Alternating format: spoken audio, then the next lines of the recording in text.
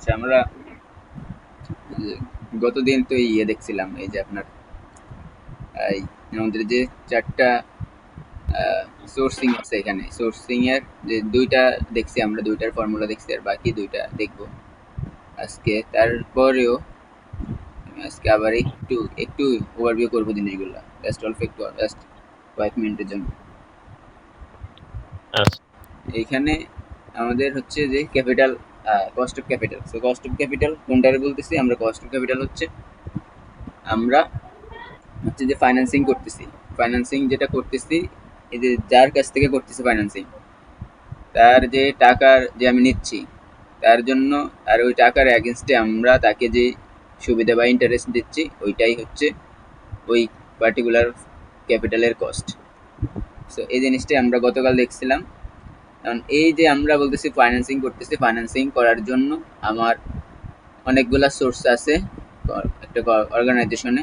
তো সোর্সগুলোর মধ্যে হচ্ছে এখানে চারটা, আরও ডিফারেন্ট আরও অনেক সোর্স আছে। তো এখানে চারটা সোর্সের মধ্যে ফার্স্ট যেটা আমাদের হচ্ছে অর্ডিনারি বা সাধারণ যে শেয়ার হোল্ডার আছে তার, এর মাধ্যমে বা সাধারণ শেয়ারের মাধ্যমে আমরা ফাইন্যান্সিং করতে পারি, বা অর্ডিনারি শেয়ার বা কমন স্টক বা কমন শেয়ার এর মাধ্যমে ফাইন্যান্সিংটা করতে পারি। আবার হচ্ছে আমার যে ঋণপত্র বা ডিবেঞ্চার যেটাকে বলে, বন্ড বলে, সো এই ডিবেঞ্চার বা বন্ডের মাধ্যমে ফাইন্যান্সিং করতে পারি। আর যে প্রেফারেন্স শেয়ার হোল্ডার বা এখানে অগ্রাধিকার শেয়ার বা প্রেফারেন্স শেয়ারের মাধ্যমে আমরা এই আমাদের প্রয়োজনীয় অর্থ সংগ্রহ করতে পারি বা কালেক্ট করতে পারি। এরপর আমাদের সংরক্ষিত আয়ের মাধ্যমে বা এটাকে রিটার্ন আর্নিং, রিটার্ন আর্নিং এর মাধ্যমেও আমরা হচ্ছে আমাদের যে অপরচুনিটি কস্ট এটা কনসিডার করে আমরা রিটার্ন আর্নিং এর মাধ্যমেও আমরা ফাইন্যান্সিং করতে পারি। তো এই যে চারটা ওয়ে আছে ফাইন্যান্সিং করার বা সোর্স আছে ফাইন্যান্সিং করার। সো এই সোর্সগুলোর মধ্যে আমরা দুইটা আলোচনা করছি গতকাল। একটা ছিল আমার হচ্ছে রিটার্ন আর্নিং, সরি, অর্ডিনারি বা কমন স্টকের মাধ্যমে কীভাবে ফাইন্যান্সিং করা যায় এর কিছু ফর্মুলা, আর হচ্ছে আমাদের যে রিটার্ন রিটার্ন আর্নিং এর মাধ্যমে কীভাবে ফাইন্যান্সিং করা যায় এর কিছু ফর্মুলা। বাকি দুইটা আমরা আজকে দেখব। জাস্ট তাহলে এখানে আমরা লাস্ট, এগুলো থিওরি, এগুলো বাসায় দেখতে পারবেন, সমস্যা নাই, বাসায় দেখলে নিজে পড়লে বুঝতে পারবেন। তো এই যে আমার সোর্স, চারটা সোর্স হচ্ছে আমার যে common stock, preferred stock, debenture আর বন্ড, আর হচ্ছে রিটার্ন আর্নিং। এই চারটা সোর্সের মাধ্যমে একটা অর্গানাইজেশন চাইলে ফাইন্যান্সিং করতে পারে। আচ্ছা, এটা ডিটেলস এখানে দেওয়া আছে, এগুলো নিয়েও আমরা আলোচনা করছি গতকাল। সো আর তারপরও হচ্ছে আমরা ফর্মুলাগুলো আবার একটু করে নিই। আজকে ম্যাথে যাবো, একবারে ম্যাথগুলা সলভ করার জন্য ফর্মুলাগুলো আবার একটু মেমোরাইজ করব। আচ্ছা, এখানে আমার যে ফার্স্ট সোর্সটা cost of equity or cost of common stock যেটাকে বলে। So cost of equity or cost of common stock বলতে আমরা যে, এক মিনিট,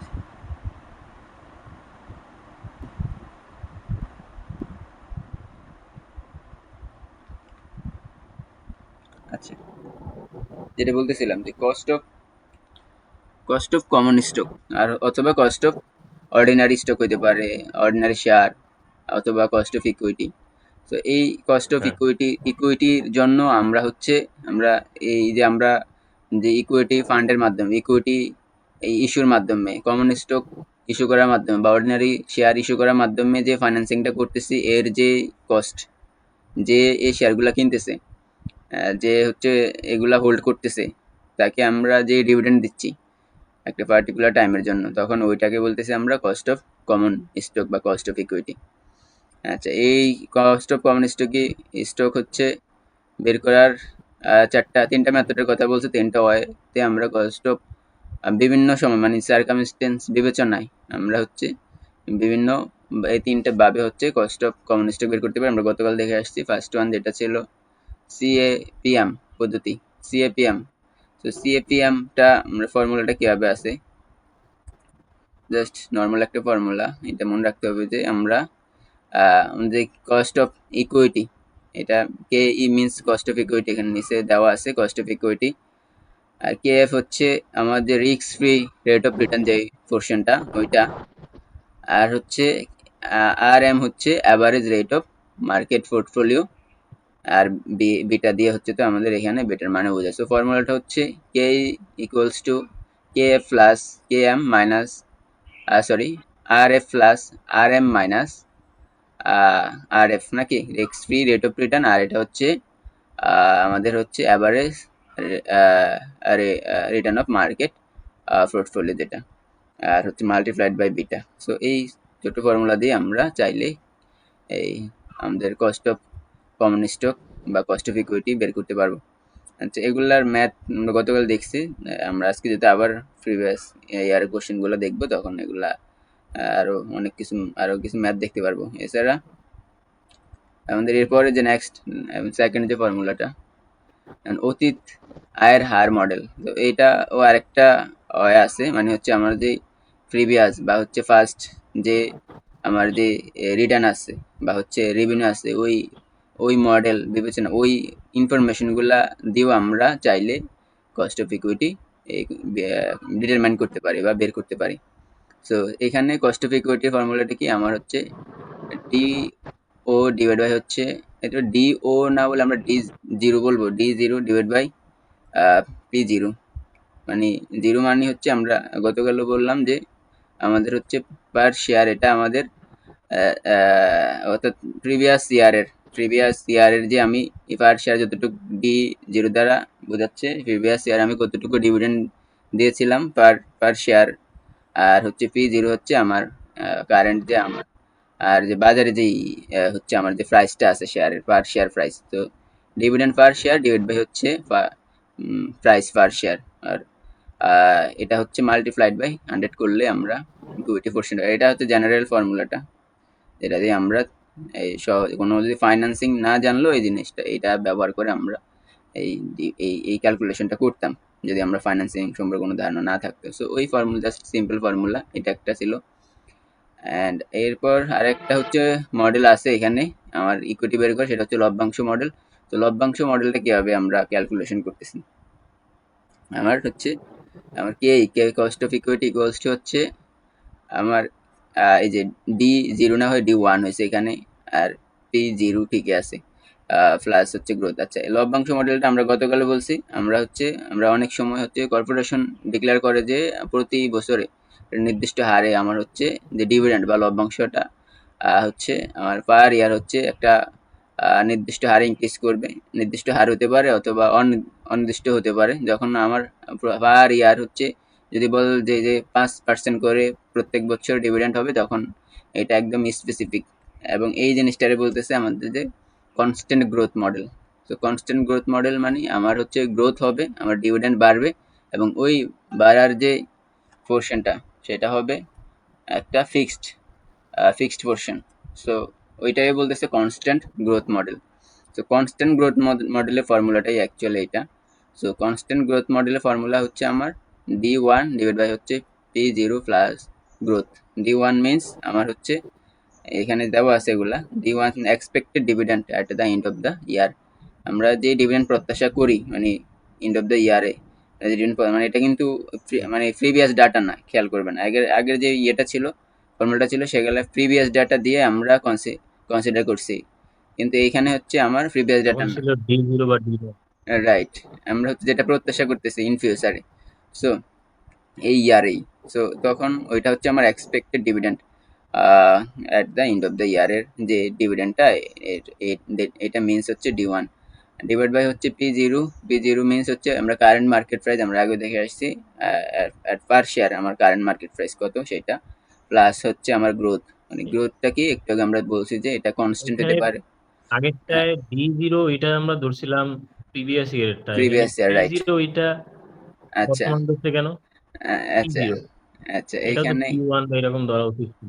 হ্যাঁ এইখানে পি ওয়ান ধরা উচিত ছিল, বাট এইটারে হচ্ছে আমরা দেখবেন যে ফর্মুলাগুলো আমরা পাবো সামনে সামনে যতগুলো ফর্মুলা পাবো এই পি এর সাথে কোনো হচ্ছে কন্ট্রোভার্সি এখানে নাই। হ্যাঁ, মানে কারেন্ট আমরা তো দেখেন আমরা এটা কেন আমি পি ওয়ান ইয়া করবো না, মানে এটাও ওয়ান কাইন্ড অফ কারেন্টই ধরছে এরা, এটাও কারেন্টই ধরছে, মানে এটা মানে পার্টিকুলার টাইমের যে টাইমে আপনি ক্যালকুলেশন করতেছেন ওই টাইমের আমার হচ্ছে শেয়ারটা, এইখানেও যে টাইমে ক্যালকুলেশন করতেছেন ওই টাইমের শেয়ারটা, মানে আমার এই ডাটাটা ডি ওয়ানটা হয়তো আর যদি এক্সপেক্টেড। ভবিষ্যতে ধরতাম, হ্যাঁ, ভবিষ্যতে ধরার জন্য আমরা শেয়ারের হচ্ছে ভবিষ্যৎ বাজার মূল্য ধরতাম তাহলে রাইট, কি ওয়ান তখন দিতাম এগুলা পি ওয়ান। এগুলা চেঞ্জ হবে।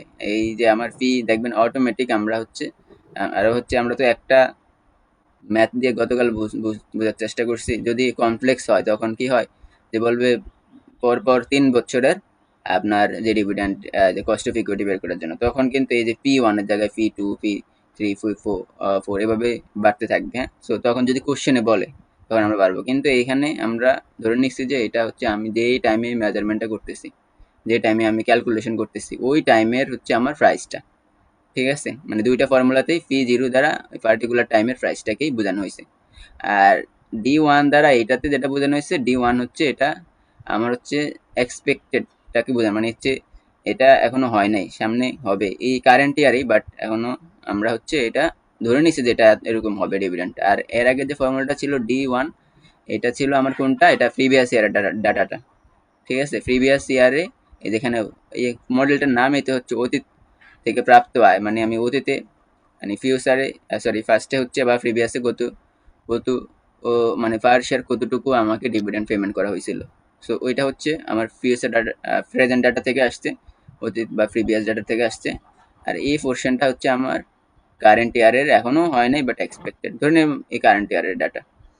সো এইটা হচ্ছে দুইটা বেসিক ডিফারেন্স, কিন্তু ফি এর জায়গায় কোনো হচ্ছে কন্ট্রোভার্সি নাই, ফি জিরো এখানে, ফি জিরো এখানে, ফি জিরো, মার্কেট রেটটা হচ্ছে সেম থাকবে, কেননা আমরা তো মেজারমেন্ট করবো একটা নির্দিষ্ট ডেটে। হ্যাঁ, এখানে মেজারমেন্ট অলওয়েজ আমরা হচ্ছে কারেন্ট মার্কেট প্রাইজে করবো। হ্যাঁ, এখানে কোনো মানে যে হিস্ট্রিক্যাল ডাটা আনার কোনো হচ্ছে সুযোগ নাই। ঠিক আছে, আচ্ছা। আর হচ্ছে গ্রোথটা, গ্রোথ নিয়ে যেটা বলে ফেলছি, গ্রোথটা হচ্ছে আমার ডিভিডেন্ডটা হচ্ছে আমার কনস্ট্যান্ট হতে পারে অথবা মাল্টি গ্রোথ হতে পারে, বিভিন্ন সময় বিভিন্ন রকম হতে পারে। সো এটা যদি কোশ্চেনে থাকে সেটা গ্রোথ চেঞ্জ হবে।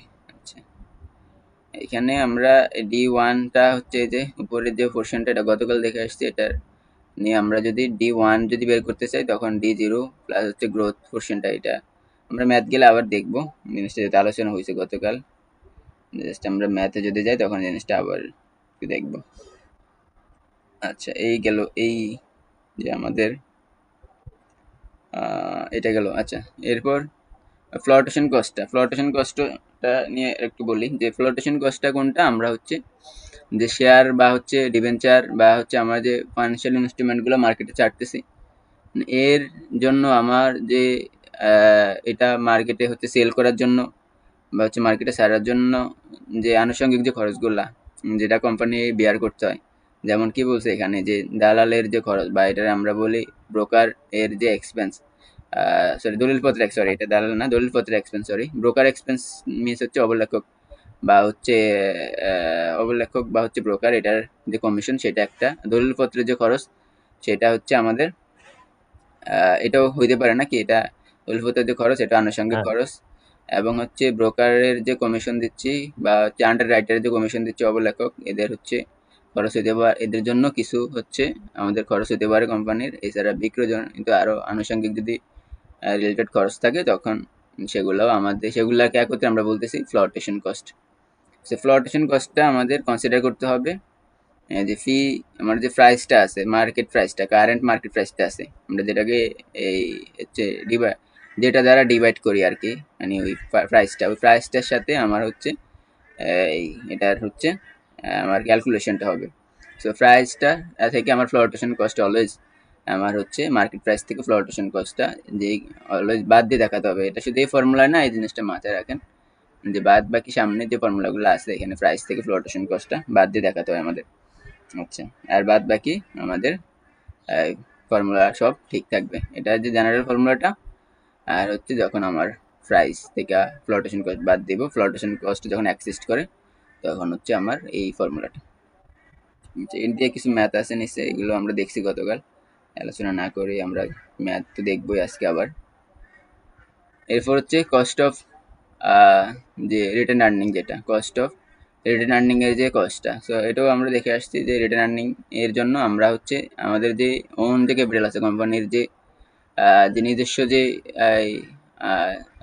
মুনাফার যে অংশ, এটাকে আমরা বলতেছি হচ্ছে রিটার্ন আর্নিং। সো এটা যেটা সংরক্ষণ করে রাখা হয়, তো এই সংরক্ষিত মুনাফা যেটাকে বলে, সংরক্ষিত মুনাফা থেকে আমাদের যদি আমরা ইনভেস্টমেন্ট করি তার কস্টটা কত হবে বা কীরকম হবে, এটা ক্যালকুলেশন করার জন্য আমাদের হচ্ছে এইখানে একটা ফর্মুলা আছে, এই যে কস্ট অফ আমাদের হচ্ছে এই যে আর কে আর কস্ট অফ রিটার্ন আর্নিং। হ্যাঁ, ওকে। সো এই কস্ট অফ রিটার্ন আর্নিং হচ্ছে তাহলে কোনটা, এটা হচ্ছে আমরা অপরচুনিটি কস্টটা আমরা গতদিনও বলছি যে আমরা যদি এখানে আজকে যে আমি বলতেছি টাকাটা আমি ব্যবসায় আমরা হচ্ছে ইনভেস্ট করতেছি, তো এটা যদি আমি ইনভেস্ট না করে অন্য কোথাও ইনভেস্ট করতাম, হ্যাঁ, তখন এই যে আমার হচ্ছে বা এইখানে ব্যবসায় ইনভেস্ট করার কারণে আমি অন্য জায়গায় যে ইনভেস্ট করা থেকে বিরত থাকার কারণে আমার যে ওই বাকি যে অপরচুনিটিগুলো আমরা মিস করলাম বা যে সুযোগগুলো ছিল আমার অন্য জায়গায় ইনভেস্ট করার, ওই অংশটাই হচ্ছে এই যে সেটাই আমার অপরচুনিটি কস্ট। সো এইখানে মূলত অ্যাকচুয়ালি আমরা রিটার্ন আর্নিংয়ে আমরা অপরচুনিটি কস্টটা ক্যালকুলেশন করব। আচ্ছা, কনসিডারে রাখবো। সো এখানে cost of return earning equals to কি বলছে ফর্মুলাটা, কেই। কেই মিনস হচ্ছে কস্ট অফ ক্যাপিটাল আর 1 মাইনাস আমার মাল্টিপ্লাইড বাই 1 মাইনাস ট্যাক্স। এটা পার্সোনাল ট্যাক্স গতকালও বলছি যে পার্সোনাল ট্যাক্স রেটটা আমরা হচ্ছে কেন পার্সোনাল ট্যাক্স আমরা এটাও বলছি যে আমরা যেহেতু আমাদের কর্পোরেশনে আমাদের কি করতে হয়, আমাদের যে দুইভাবে গভর্নমেন্টকে ট্যাক্স পেমেন্ট করতে হয়, আমার যে নেট ইনকামের উপর টোটাল যে প্রফিট আসছে সেটা কি সেটার উপরও আমার হচ্ছে ট্যাক্স দিতে হয়, পরবর্তীতে আবার ডিস্ট্রিবিউশন পোর্শন থেকেও আমার যে ওনার আসছে তাদেরকে বা হচ্ছে যারা শেয়ার হোল্ডার আছে তাদের পোর্শন থেকেও গভর্নমেন্টকে ট্যাক্স দিতে হয়। সো এই ট্যাক্সটা হচ্ছে পার্সোনাল ট্যাক্সটা। সো পার্সোনাল ট্যাক্সটা আমরা কস্ট অফ রিটার্ন আর্নিংয়ে হচ্ছে কনসিডারে আনবো। সো ট্যাক্সের যে ক্যালকুলেশন এটা আমরা এর আগের চ্যাপ্টারগুলো দেখে আসছি। আমাদের কি করতে হবে, 1 মাইনাস টি, রাইট, 1 মাইনাস টি করে হচ্ছে আমার যে ট্যাক্স পোর্শনটা যেটুকু আমি ইয়েটা করতেছি মানে এই ট্যাক্স পোর্শনটাকে হচ্ছে আমরা ডিডাক্ট করি, আমার বাদ বাকি অংশটা ট্যাক্সের যে ইফেক্টটা সেটা আমার দেখাতে হবে। আচ্ছা, সো এটা খুব সিম্পল ইস্যু, এগুলো আমরা ম্যাথ আজকে আবার দেখব। সো এইখানে এই গেল আমাদের, তাহলে গতদিন পর্যন্ত আমাদের ওই রিটার্ন আর্নিং পর্যন্ত ছিল। আজকে আমরা এই আমাদের যে কস্ট অফ বন্ড বা ডিবেঞ্চার, যেটাকে আবার অনেক বই এটাকে হচ্ছে কস্ট অফ ডেপ্ট বলে থাকে। সো এইখানে যেটাই বলুক আমরা হচ্ছে কস্ট অফ বন্ড বা ডিবেঞ্চার বা ডেপ্ট। সো এইটার পোর্শনটাকে আমরা কীভাবে এখন এটা আমরা একটু ডিটেলস আলোচনা করার দরকার আছে। এখন কোনটা ডিবেঞ্চার আসলে কোনটা, বা আগে আগে যে দুইটা ছিল, প্রথমটা ছিল শেয়ার হচ্ছে কমন স্টক থেকে আমি ফাইন্যান্সিং করলে। কমন স্টক কোনটা, এটা অর্গানাইজেশন যে হচ্ছে শেয়ার দ্বারা নিবন্ধিত হয় ওই নিবন্ধিত অংশের যে পোর্শনটা সে মার্কেটে ছাড়ে, মার্কেটে ছাড়ার পর বা সিকিউরিটি এক্সচেঞ্জ যে কমিশন আছে সে শেয়ার মার্কেটে ছাড়ার মাধ্যমে হচ্ছে সে যে ফাইন্যান্সিংটা করে ওইটা ছিল আমার কমন স্টকের ফাইন্যান্সিং। এরপর আমরা রিটার্ন আর্নিং কোনটা, রিটার্ন আর্নিং হচ্ছে আমার যে যে প্রতিষ্ঠানের যে মুনাফার অংশগুলো আমি সংগ্রহ করতে করতে যে নিজস্ব যে ফান্ড থাকে প্রতিষ্ঠানের, ওই নিজস্ব ফান্ড থেকে বা সংরক্ষিত মুনাফা থেকে আমরা যে পোর্শনটা থেকে যে পোর্শনটা আমরা নিয়ে বিজনেস, যে পোর্শনটা আমরা বিজনেসে নিয়ে আসতেছি বা ফাইন্যান্সিং করতেছি, ওইটা হচ্ছে রিটার্ন আর্নিং পোর্শনটা। আর এখন আমরা দেখবো যে কি বন্ড বা ডিবেঞ্চার, এটা কিভাবে, এটা হচ্ছে এটা ওয়ান কাইন্ড অফ হচ্ছে ঋণপত্র বলা হয় বাংলা, ওই যে উপরে লেখা আছে। সো ঋণপত্রটা কি, আমরা হচ্ছে এটা কোনো হ্যাঁ বন্ড। সো এটা এটা কোনো হচ্ছে শেয়ার না, এটা আমরা যে বাদ বাকি যে আমরা বলতে শেয়ারে অনেকগুলো টাইপ আছে, এখানে আমরা দুইটা দেখবো, একটা হচ্ছে কমন স্টক আমরা দেখে বলছি, আর একটা নিচে আছে সেটা হচ্ছে প্রেফার্ড স্টক। সো আরও অনেক টাইপ আছে শেয়ারের, রাইট হইতে পারে রাইট শেয়ার, তারপর বোনাস শেয়ার হইতে পারে। হ্যাঁ, সো এই এই যে শেয়ারের যে টাইপগুলো, এই টাইপের মধ্যে কিন্তু আমার বন্ড ডিবেঞ্চার এগুলো পড়ে না। এগুলা হচ্ছে আপনি যখন আপনার ফাইন্যান্সিংয়ের দরকার হয় তখন আপনি আমাদের এইখানে সিকিউরিটি এক্সচেঞ্জও এগুলো ছাড়া হয় না, খোলা মার্কেটে হচ্ছে ওপেন মার্কেটে এগুলা হচ্ছে ছাড়ার মাধ্যমে যারা হচ্ছে এগুলা হচ্ছে বা হচ্ছে কিনে নেয় তারা তাদের কাছ থেকে অর্থ সংগ্রহ করে বা এগুলা সেল করে কোম্পানি বা ইস্যু করে আমাদের হচ্ছে ঋণদাতা মানে থার্ড পার্সন একেবারেই। হ্যাঁ, সো এদের কাছ থেকে যেরকম আমরা যদি ব্যাংক থেকে যদি ঋণ আনতাম, সো ওইরকম অনেকটা এগুলা এর মাধ্যমে হচ্ছে যারা এই বন্ড বা ঋণপত্রগুলা হোল্ড করে রাখে তারা মানে হচ্ছে তাদেরকে কোম্পানির ওনার হিসাবে কনসিডার করা হবে না। এর আগের যেগুলো আমরা দেখে আসছি শেয়ার, যে শেয়ারই হোক না কেন তাকে ওই শেয়ারের হচ্ছে জন্য তাকে কি করা হবে, ওনার হিসেবে কনসিডার করা হয়। কিন্তু এই ডিবেঞ্চার বা ঋণ পত্র বা বন্ড এগুলাতে যে হচ্ছে শেয়ার হোল্ড এই সরি শেয়ার না, যে এই যে পেপারগুলো হোল্ড করবে ঋণপত্র। সো এদেরকে হচ্ছে আমরা ওনার হিসেবে কনসিডার করার সুযোগ নেই। এরা হচ্ছে ঋণ দানকারী বলতে পারেন, ঋণদাতা। ঠিক আছে, কোম্পানির ঋণদাতা। কিসের মাধ্যমে? এই যে পেপারের মাধ্যমে বা ঋণপত্রের মাধ্যমে, ডিবেঞ্চারের মাধ্যমে। সো এরা হচ্ছে এরা। এখন এই যে আপনি যে তাদের কাছ থেকে তাদের কাছে ডিবেঞ্চার বন্ড ইস্যু করে তাদের কাছ থেকে টাকা আনতেছেন, এটার বিনিময়ে তাকে তো আমাদের সুবিধা বা হচ্ছে সুযোগ দিতে হবে। সো ওই যে সুযোগটা দিচ্ছেন এখানে, আমি গতকালও বলছি যে এই সুযোগটা আমরা শেয়ার যখন আমরা করতেছি, বারবার আমরা হচ্ছে রিলেট করার চেষ্টা করতেছি দুইটার পার্থক্য, এই জন্য বারবার শেয়ার ডিবেঞ্চার যাচ্ছি। তো দুইটার পার্থক্য রিলেট করার জন্যই আমি আবার বলতেছি শেয়ারটা হচ্ছে কি, আমাদের শেয়ারের বিনিময়ে আমরা ডিভিডেন্ড পেমেন্ট করি যারা শেয়ার হোল্ডার আছে। কিন্তু এই যে হ্যাঁ। ডিবেঞ্চার হোল্ডার বা বন্ড হোল্ডার যারা আছে, এদেরকে আমরা ডিভিডেন্ড দেওয়ার কোনো সুযোগ নাই। এদেরকে আমরা ইন্টারেস্ট পেমেন্ট করি। ইন্টারেস্ট একটা নির্দিষ্ট হারে ইন্টারেস্ট পেমেন্ট করতে হয় তাদেরকে। সো এই দুইটা বেসিক পার্থক্য। তাহলে আমরা যখন বলতেছি শেয়ার, তখন আমার হচ্ছে কস্ট ওই পার্টিকুলার যে সোর্সের কস্ট হচ্ছে ডিবেঞ্চার। আর যখন আমরা বলতেছি সরি ডিভিডেন্ড, ডিবেঞ্চার না ডিভিডেন্ড, আমরা যখন বলতেছি আবার বলতেছি, আমরা যখন শেয়ার বলতেছি, শেয়ার ইস্যু করতেছি, ওই শেয়ারের যে কস্টটা হচ্ছে আমার ডিভিডেন্ড। আর আমরা যখন ডিবেঞ্চার বলতেছি, এই ডিবেঞ্চারের যে ডিবেঞ্চারের কস্ট হচ্ছে আমার ইন্টারেস্ট, যেটা আমরা পেমেন্ট করতেছি। ঠিক আছে, সো এই দুইটা একদম ক্লিয়ার বেসিক হচ্ছে ডিফারেন্স এখানে। আর অগ্রাধিকার শেয়ারেও তো ডিভিডেন্ড। Right, dividend. এখানে শেয়ার যত ধরনের শেয়ারই হোক না কেন, এখানে আমার আর কস্টটা হবে রিটেন আর্নিং ডিফারেন্ট। এর ক্ষেত্রে হবে ওইটা আর কি opportunity cost. Opportunity cost. Right, opportunity cost. So এই হচ্ছে আমাদের এই কস্টগুলো, তাহলে আমরা বুঝতে পারতেছি যে কোনটার ক্ষেত্রে কি হচ্ছে। তো এই হ্যাঁ। বেসিক জিনিসগুলো বোঝাটা ইম্পর্টেন্ট। হচ্ছে বাদ বাকি ম্যাথ আপনি নিজে দেখলে বুঝতে করতে পারবেন। আচ্ছা, এখন এইখানে আমাদের কি বলছে, আমরা এই জিনিসগুলো আসলে এগুলো বলার দরকার নাই, আর অলরেডি ডিসকাশন। আর একটা জিনিস হচ্ছে আমরা এখানে একটু বলে রাখবো যে এখানে যে জিনিসটা দেখেন, এই যে 1 - t, তার মানে এই আমরা যখন যে কেডি যখন করব, মানে হচ্ছে কস্ট অফ ডেপ্ট বলে, অনেকে ডিবেঞ্চার বলে, যেটা বলেন না কেন। সো এই কস্ট অফ ডেপ্ট বা ডিবেঞ্চার যখন আমরা ক্যালকুলেশন করব, তখন আমরা এর আগে এই যে ট্যাক্সের একটা ইমপ্যাক্ট কিন্তু আমাদের এখানে দেখাতে হয়। সো এটা মাথায় রাখতে হবে যে এই যে ট্যাক্সটা আমরা ওই দিন যেটা বলছিলাম, এটা হচ্ছে আমার ইনকাম ট্যাক্সটা, মানে আমার যে কোর যে ট্যাক্স, মানে আমার যে ধরেন সাপোজ প্রফিট হলো আমরা যদি স্টেটমেন্ট আমরা যেটা করে আসছি ফাইন্যান্সিয়াল স্টেটমেন্টে, আমার হচ্ছে একটা নির্দিষ্ট একটা পার্টিকুলার ইয়ারে আমার হচ্ছে প্রফিট যেটা হয়, এটা আমরা কি করি যে প্রথমে কিভাবে আসে প্রফিটটা, আমার হচ্ছে যে আমার প্রথমে হচ্ছে সেলস বা রেভিনিউ থেকে আমরা যে আমাদের কি কস্ট অফ গুডস সোল্ড বাদ দেওয়ার পর আমরা গ্রোস প্রফিট পাই। গ্রোস প্রফিট থেকে আমার অপারেশনাল এক্সপেন্সগুলো বাদ দেই। তারপর এরপর হচ্ছে আমরা কি পাই, রেভিনিউ ফ্রম অপারেশন বা প্রফিট ফ্রম অপারেশন। এরপর আমরা নন অপারেটিং অ্যাক্টিভিটিস যেগুলো আছে, এক্সপেন্স হতে পারে, রেভিনিউ, এগুলো বাদ দেওয়ার পর আমরা পাই profit before tax. Right, profit before tax আমরা যখন স্টেটমেন্ট করছি, আপনার মনে থাকার কথা। তো প্রফিট বিফোর ট্যাক্স থেকে আমরা হচ্ছে ট্যাক্স বাদ দিই। এখন এই যে পোর্শনটা যেটা প্রফিট বিফোর ট্যাক্স, ওই ওই প্রফিটটার কথা বলতেছে এখানে। সো ওই প্রফিটটাকে আমরা এখানে কনসিডার, এটাকে আমাদের ইনকাম ট্যাক্স বলতে করতেছে আমরা, যে প্রপার্টি ট্যাক্স বলতেছে, সরি, এখানে প্রতিষ্ঠানের সে ইনকাম ট্যাক্স তো বলা যাবে না, এক মালিকানা হলে আমরা ইনকাম ট্যাক্স বলতাম, এটা প্রপার্টি ট্যাক্সও বলতে পারি। সো ওই ট্যাক্সটা আমাদের হচ্ছে ওই ট্যাক্সটাকে আমরা হচ্ছে এখানে কনসিডার করব। ঠিক আছে, আর এর আগে আমরা যে ট্যাক্সটা দেখে আসছি রিটার্ন আর্নিংয়ে, ওইটা হচ্ছে একদম আপনার এই করলেন, আপনার যে এই একবার ট্যাক্স দিলেন, তারপর সব ট্যাক্স দেওয়ার পর কি হয় আমাদের প্রফিট আফটার ট্যাক্স।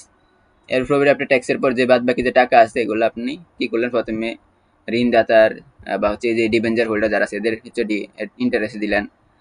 তারপর হচ্ছে প্রেফার শেয়ার স্টক হোল্ডার যারা আছে তাদেরকে ডিভিডেন্ড দিলেন। তারপর আপনি যা থাকে ওইটা কি অর্ডিনারি শেয়ার হোল্ডারদেরকে দেন। ওই অর্ডিনারি শেয়ার হোল্ডাররা যে টাকাটা পায় প্রফিট হিসাবে, ওই প্রফিটের যে অংশ আবার গভর্নমেন্টকে ট্যাক্স দিতে হয়, ওইটা ছিল ওই রিটার্ন আর্নিং এর ওই পোর্শনটা। ঠিক আছে, ওই ট্যাক্সটা হচ্ছে ওইটা। বাট এই ট্যাক্সটা এটা কোনটা, এই যে একটু যেটা বললাম যে আমার প্রফিট বিফোর ট্যাক্স, যেটা এই এই যে সিকোয়েন্স অনুযায়ী যেই হচ্ছে আমাদের যেই ট্যাক্সটা ক্যালকুলেশন করতে হয়, ওই ট্যাক্সের ক্যালকুলেশন, এই ট্যাক্সের পোর্শনটা হচ্ছে আমাদের এইখানে যে ট্যাক্সের কথা বলতেছে। ঠিক আছে, তাহলে দুই জায়গায় ট্যাক্সের কাজ হয়। আমরা এই চারটা যে সোর্সিং আছে, চারটা সোর্সিং এর মধ্যে ফার্স্ট হচ্ছে আমার রিটার্ন আর্নিং এ আমরা দেখে আসছি, সেখানে ট্যাক্সের একটা কাজ আছে। আর শুধুমাত্র এইখানে আমার কস্ট অফ ডেপ্ট ইকুইটি যেটা বা হচ্ছে ডিবেঞ্চার, এইখানে ট্যাক্সের কাজ হবে। আর বাদ বাকি কোথাও কোনো ট্যাক্সের কাজ হবে না। আচ্ছা, তাহলে এখানে ট্যাক্সের একটা ইনফ্যাক্ট আমাদের দেখাতে হবে। এখন এইখানে এরপর আমরা একটু দেখি যে এখানে আমরা যখন এখন তো আমরা কোথায় আছি, আমরা হচ্ছে কস্ট অফ বন্ড বা ডিবেঞ্চারে আছি। এর হচ্ছে এই কস্ট অফ ডিবেঞ্চার বা হচ্ছে আমাদের বন্ড, এটা হচ্ছে ইয়ে করার জন্য, ক্যালকুলেট করার জন্য আমার কিছু ফর্মুলা, ডিফারেন্ট টাইপের ফর্মুলা থাকতে পারে। সো এখানে কি বলছে, বিফোর ট্যাক্স কস্ট অফ ডেপ্ট, মানে কস্ট অফ ডেপ্ট বা হচ্ছে এই যে দেখেন কস্ট অফ ডেপ্ট আমরা ক্যালকুলেশন করব কোনটা, বিফোর ট্যাক্স, হ্যাঁ, মানে ট্যাক্স দেওয়ার পূর্বের কস্ট অফ ডেপ্ট আমরা ক্যালকুলেশন করব। সো সেটা কিভাবে হইতে পারে, সেটা অ্যাট ফার হইতে পারে, হ্যাঁ, তারপর হচ্ছে ডিসকাউন্ট হইতে পারে, প্রিমিয়াম হইতে পারে। এগুলো আমরা মনে হয় অন্য কোনো চ্যাপ্টারে বলছি, তাই না? অ্যাট ফার কোনটা, ডিসকাউন্ট, প্রিমিয়াম কোনটা, মনে আছে? হ্যাঁ হ্যাঁ। সো তাহলে আরপরও অ্যাট ফারটা কোনটা, যেটা ধরেন আপনার যে ডিবেঞ্চার, যেহেতু আমরা ডেপ নিয়ে আলোচনা করতেছি, ডিবেঞ্চার হচ্ছে আপনার পার ডিবেঞ্চার 1,000 টাকা, আপনার যে ফেস ভ্যালু যেটা, সো ফেস ভ্যালু 1,000 টাকা আপনি মার্কেটে ছাড়লেনও বা হচ্ছে সেলও করলেন 1,000 টাকায়, তাহলে এটা হচ্ছে অ্যাট ফার। আপনার ডিবেঞ্চারের ফেস ভ্যালু হচ্ছে 1,000 টাকা, কিন্তু মার্কেটে সেল করলেন 900 টাকা, তখন ওইটা হচ্ছে ডিসকাউন্ট ইস্যু করলেন। আপনার ফেস ভ্যালু হচ্ছে মার্কেটে, সরি, ওই ডিবেঞ্চারের ফেস ভ্যালু 1,000 টাকা, কিন্তু এটা মার্কেটে সেল করলেন 1,000 টাকার বেশি দামে, 1,050 বা 1,100, তখন ওইটা হচ্ছে আমার প্রিমিয়াম, প্রিমিয়ামে ইস্যু বলো এটাকে। সো এই জিনিসগুলো, বেসিক জিনিসগুলাই এখানে বলছে। সো এখানে ঋণপত্র আর বলতেছে কর পূর্ব ব্যয় আমাদের আগে বের করে নিতে হয় এখানে।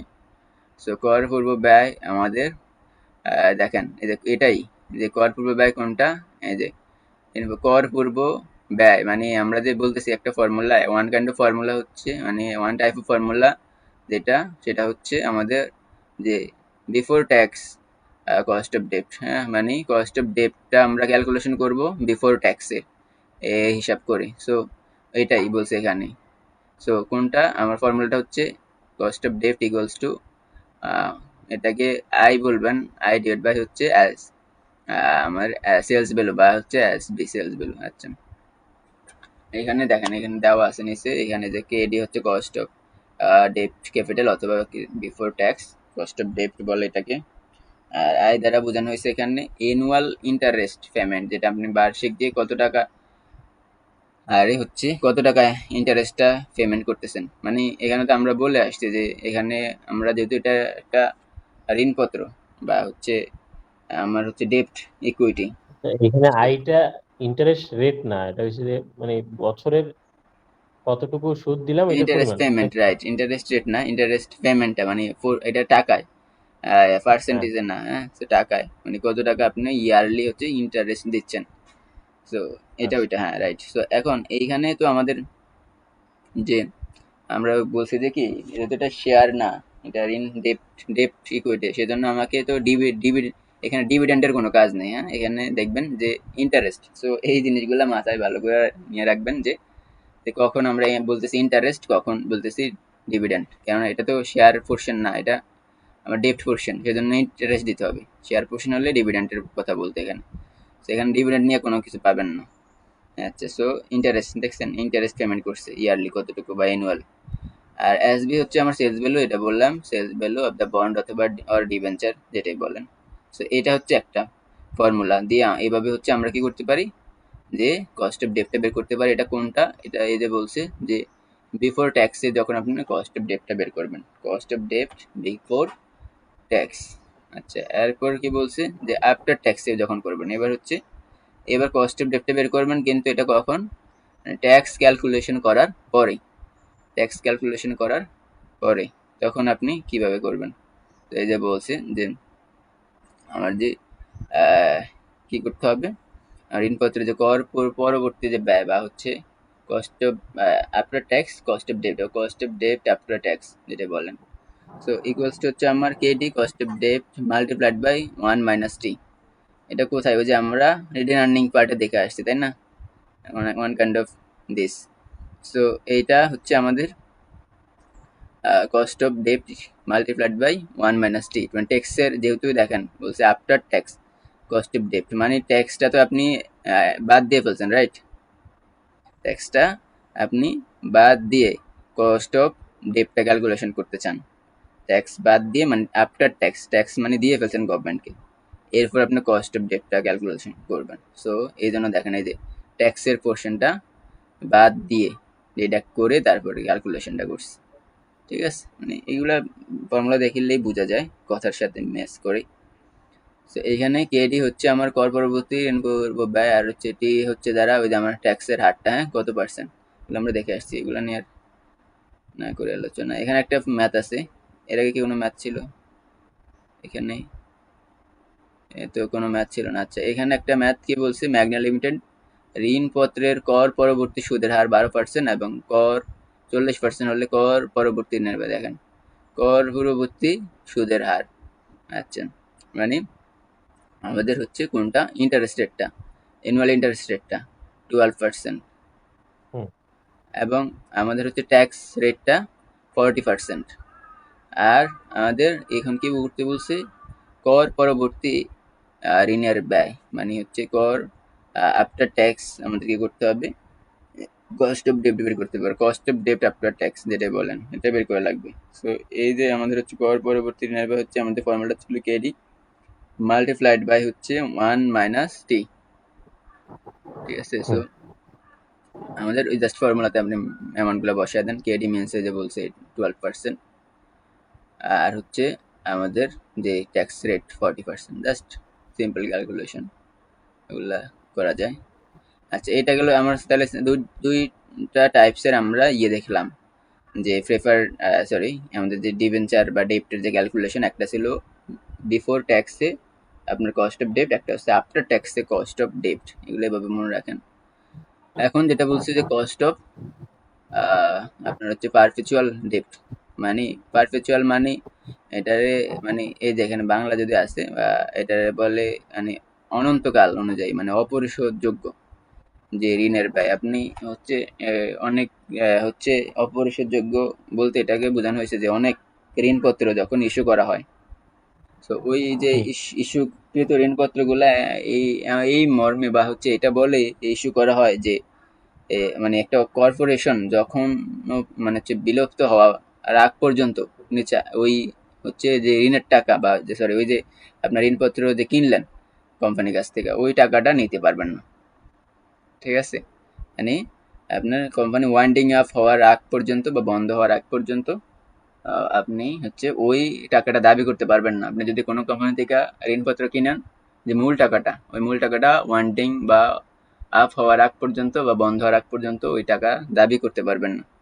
সো ওই ধরনের যে এই ডিবেঞ্চার বা হচ্ছে বন্ড আছে ওইগুলো আর কি বলতেছে যে পারপিচুয়াল যে ডেপ্ট বা পারপিচুয়াল বন্ড। সো ওই পারপিচুয়াল বন্ডের যে কস্ট, মানে ইন্টারেস্টটা কীভাবে ক্যালকুলেশন করবো সেটা। আচ্ছা, সো কেডি ইকুয়ালস টু হচ্ছে আমার আমাদের হচ্ছে কি যে interest, annual interest rate multiplied by 1 - T divide by N S B, net sales value, net sales value multiplied by 100। So তাহলে আমাদের যে এই ফর্মুলাটা আমরা কখন অ্যাপ্লাই করব, যখন একটা পারপেচুয়াল ডিবেঞ্চার হবে। জাস্ট মনে রাখবেন যে পারপেচুয়াল ডিবেঞ্চারের জন্য বাট পারপেচুয়াল বন্ডের জন্য আমরা এই ফর্মুলাটা ইউজ করবো, কোনটা, I into 1 + 1 - T divide by N S B multiplied by 100। So এইটা হচ্ছে আমরা, আর এখানে তো কোনগুলো দ্বারা কি বোঝাচ্ছে এটা অলরেডি আমরা দিয়ে বুঝে আসছি। এই দ্বারা হচ্ছে আমার টোটাল যে অ্যানুয়াল ইন্টারেস্ট আছে, আর হচ্ছে আমার টি দ্বারা হচ্ছে ট্যাক্স রেট, আর এনসিবি নিট সেলস ভ্যালু, আমি এটাকে বলে আসছি। সো এই অংশটা, আচ্ছা এইখানে একটা ম্যাথ আছে, আমরা একটু খেয়াল করি তাহলে বুঝতে পারবো যে বেক্সিমকো লিমিটেড হচ্ছে 16% ইন্টারেস্টে হচ্ছে আপনার 20,000 টাকা, যেটা হচ্ছে অপরিশোধযোগ্য ঋণপত্র বা পারপেচুয়াল। দেখছেন অপরিশোধযোগ্য, কোন অপরিশোধযোগ্য মানে কি, মানে ওই যে বলছি ওয়ান্ডিং আপ হওয়ার আগ পর্যন্ত এটা পরিশোধ করতে বাধ্য না, কর্পোরেশন এটা কখনোই পরিশোধ করবে না আপনাকে। তো এটাই অপরিশোধযোগ্য ঋণপত্র বিক্রয় করলো। ঠিক আছে, তাহলে বেক্সিমকো হচ্ছে 20,000 টাকার মূল্যের 16% হারের একটা এই যে পারপেচুয়াল বন্ড বা হচ্ছে পারপেচুয়াল ডিবেঞ্চার ইস্যু করলো বা বিক্রি করলো। আচ্ছা, কর এর হার বা হচ্ছে ট্যাক্স রেট 40%, তাহলে এবার বলছে ঋণপত্র ব্যয়পত্র। তাহলে ইনফরমেশনগুলো থেকে আমরা সহজে আইডেন্টিফাই করতে পারি এটা হচ্ছে আমার কোনটা। এটা আমাদের হচ্ছে 16%টা হচ্ছে আমাদের কোনটা, আমাদের যে অ্যানুয়াল যে ইন্টারেস্ট রেটটা, রাইট? অ্যানুয়াল ইন্টারেস্ট রেটটা হচ্ছে 16%। এবং হচ্ছে এই 20,000 টাকা আমার হচ্ছে যে টোটাল ক্যাপিটালটা মানে ফেস ভ্যালুটা বা হচ্ছে আমাদের যে ইস্যু প্রাইসটা কত টাকায় সে হচ্ছে ইস্যু করলো মার্কেট। আচ্ছা, এবং এটাকে আমরা ফেস ভ্যালু বলবো কেন ফেস ভ্যালুর উপর ইন্টারেস্ট কাউন্ট হয়। আর এখানে ট্যাক্স রেট 40%, ঠিক আছে? এগুলা নিয়ে তাহলে আমাদের এর মান এটা। আচ্ছা, তাহলে আমরা জাস্ট ফর্মুলা মানগুলো বসাই এখানে। ইন্টারেস্ট, অ্যানুয়াল ইন্টারেস্ট, তাহলে দেখেন যে টোটাল টাকা ছিল কত, 20,000 টাকা ইস্যু করছে, রাইট?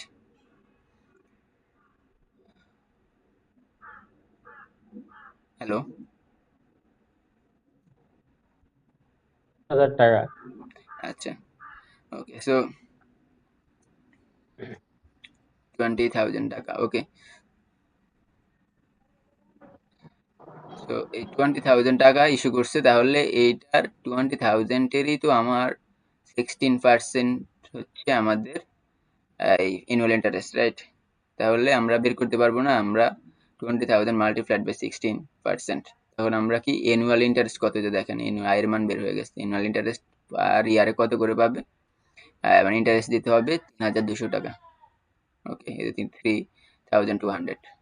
এরপর ফর্মুলার 1 মাইনাস হচ্ছে ট্যাক্স রেট 40%, এই যে just 1 minus 0.40 divide by net sales value, তাহলে কত টাকা আমরা সেল করলাম এখানে, এই যে দেখেন 20,000, ওকে। তো 20,000। এখন আর একটা কথা এখানে বলে রাখি, সামনে এটা হয়তো পাবেন নাও পেতে পারেন। যদি ফ্লোটেশন কস্ট থাকে তখন কি করবেন, এখানেও তো ফ্লোটেশন কস্ট হতে পারে, রাইট? কেননা এই জিনিসগুলা ইস্যু করতে গিয়ে আপনার হচ্ছে যে আন্ডার রাইটার আছে তাদের কমিশন দেওয়া লাগতে পারে। দলিলপত্রের খরচ, যেটা আমাদের ডকুমেন্টসের যে এক্সপেন্স, ডকুমেন্টস ক্যারি করার, এরপর আর কি রিলেটেড যত এক্সপেন্স আছে এগুলো হতে পারে, দ্যাট মিনস ফ্লোটেশন কস্ট। তাহলে এখানে ফ্লোটেশন কস্ট হলে আপনি কি করবেন, যদি ধরেন সাপোজ ফ্লোটেশন কস্ট 120 টাকা, তখন আপনি কি করবেন?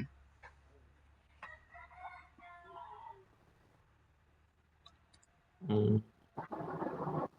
তখন এর আগে আমরা যেটা করতাম যে আমাদের ওই যে প্রাইস অফ দ্য শেয়ার যেটা আছে, পার শেয়ার যে প্রাইস, সেখান থেকে আমরা বাদ দিয়ে দেখাতাম, রাইট? মনে থাকার কথা, এই যে শেয়ার যখন দেখছি আমরা, সেখান থেকে ফ্লোটেশন কস্টটা বাদ দিয়ে দেখানো হয়েছে। তো এইখানে তো মাইনাস করতাম। রাইট মাইনাস করতে, আর এইখানে তো আমার শেয়ার না, যেহেতু ঋণপত্র একই জিনিস, ইনস্ট্রুমেন্ট দুইটাই ফাইন্যান্সিয়াল ইনস্ট্রুমেন্ট। সো এইখান থেকে আমাদের কি করতে হবে, এই যে আমার যে নেট সেলস ভ্যালু যেটা, এখান থেকে মাইনাস ফ্লোটেশন কস্ট বাদ দিয়ে তারপর ক্যালকুলেশন করতে হবে, ঠিক আছে? আচ্ছা, তো এই জিনিসগুলা, এটা একটা, আচ্ছা এটা গেল।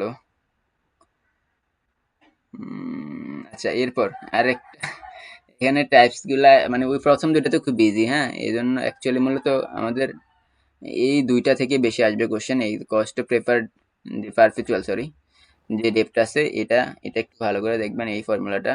আর একটা ফর্মুলা হচ্ছে এটা, আর বা উপরে যে দুটো আগে ছিল এগুলো নর্মাল ফর্মুলা, ওইগুলো দেখেন। মানে তবে কোশ্চেন হয় এটা থেকে, না হয় এটা থেকে বেশি হয়। কস্ট অফ রিডেমাবল ডিপ্ট আছে, হ্যাঁ, এখন রিডেমাবল ডিপ্ট আবার কি, তাই না? একটু আগে আমরা যেটা দেখছি যে যেটা কি ছিল, যে পারপেচুয়াল বা হচ্ছে এটাকে ইরিডেমেবল বলা হয়, বা পারপেচুয়াল বা চিরস্থায়ী, ইরিডেমেবল বা অপরিশোধযোগ্য, একই জিনিস ঘুরে ফিরে। তো এই যদি এটা হয়, এটা দেখে আসছি।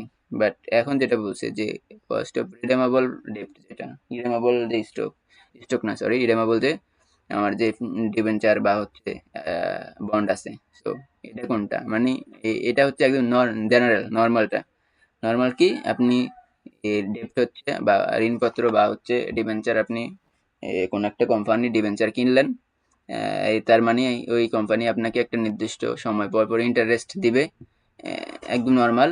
এবং হচ্ছে যে কোনো সময় আপনি ওই যে ডিবেঞ্চারটা সেটা হচ্ছে ইয়ে করে ইস্যু করে আবার হচ্ছে মানে কোম্পানিকে দিয়ে আপনি টাকা নিয়ে আসতে পারবেন, মূল টাকা, ঠিক আছে? নর্মালটা, সো এটাই বলছে আমাদের পরিশোধযোগ্য বা নির্দিষ্ট মেয়াদ বা আচ্ছা। পরিশোধযোগ্য ঋণপত্র, এটা যে কোনো সময় আপনি পরিশোধ করে হচ্ছে ওইটা আপনি শো করে আপনার মূল টাকা নিয়ে চলে আসতে পারবেন। তো এটাই হচ্ছে আমার রিডিমেবল ডেপ্ট। ডেপ্টের কস্টটা কীভাবে মানে ইন্টারেস্টটা কীভাবে ক্যালকুলেশন করব। তো এখানে আমাদের যে কেডি, কেডি হচ্ছে আমাদের ইকুয়ালস টু 1 ইন্টু আমাদের সরি সরি এখানে যেটা বলছি আমাদের কস্ট অফ ডেপ্ট কি কস্ট, এখানে ফর্মুলাটা একটু কমপ্লেক্স মনে হলেও বাট এই ফর্মুলাটা ভালো করে বুঝেন, তারপরে আমরা যখন প্রেফার্ড স্টক দেখবো একই ফর্মুলা এটা লিঙ্ক করে হচ্ছে আপনি একটা মনে রাখতে পারলে ওইটাও পারবেন।